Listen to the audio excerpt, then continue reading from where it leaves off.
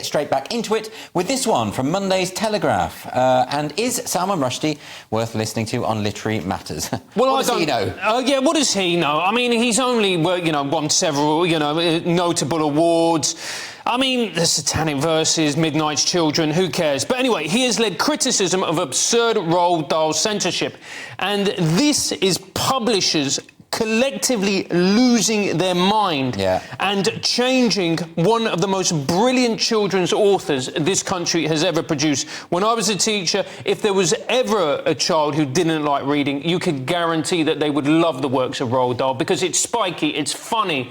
And it's really dark. I mean, like, if you think about that scene in The Witches where the child gets trapped in the painting, is very chilling, but children like that. I mean, this idea that they've got to be protected from all of this stuff is nonsense. No, and they loved it. They took a glee in watching the villains come to a particularly unpleasant fate. I love Dahl. Dahl ignited a passion for reading in me, and he will do for generations. And the fact that they have taken his work and mangled it is, to me, disgraceful. I think we should probably clarify. I mean, some of the things they're doing, it's not just censorship of things that maybe have dated. They're actually rewriting whole passages. It's amazing. These aren't living documents. No. This is someone has put their work out there. He thought very carefully, like any writer does. Yeah. Like the very specifics of their language, and the replacements are terrible and don't flow as well. There's a weirdness about them as well. To his writing, and David Baddiel makes a good point that one of the words they took out was like double chin, but then they left because that was going to be offensive to people who are double chin, assuming they're overweight. Yeah. But then they left in wonky nose or crooked teeth. So it's inconsistent as well. Yeah, well, that's it. So where does it end? Well, they took out a reference to Rudyard Kipling. Yeah. Because he's deemed to be a problematic author now, and they put in, who did they put? John Steinbeck instead, who wrote a book called Of Mice and Men, which has been taken off certain school library shelves because of the use of racial epithets within that book. So they're getting themselves in all these sort of knots. What it should be, surely, is that we just leave books alone, and if ethical standards change and things are no longer acceptable, we explain to kids, these were written at a different time where people had different ideas. No one cares that he was a virulent anti-Semite, by the way. They do. Lots of people have spoken about that. I'm just saying, they're not like talking about the people who are changing words.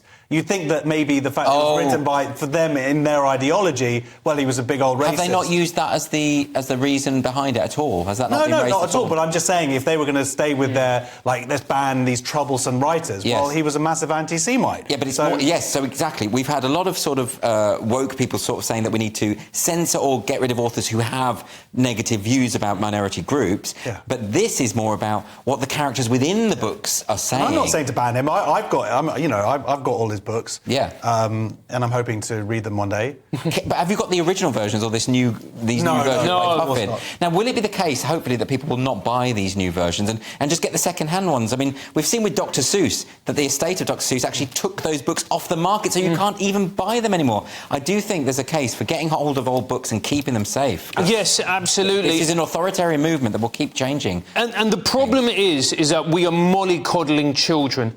And then we complain when they grow up into adults and we start saying, they're oversensitive, they can't handle criticism, they don't know how to take part in a debate. They're stupid. Yeah, thank you. But it's true. Yeah. But the reality is, we're the ones who are causing this in our children by ridiculous instances such as this. But sorry, I was just going to say, I think these documents will serve as a historical reminder. Like in 100 years' time, they can look at these books and go, these are the changes, and this is how stupid people were 100 years ago. To go along with that. Well, good on Salman Rushdie for leading the charge on this one. He's absolutely right. Anyway.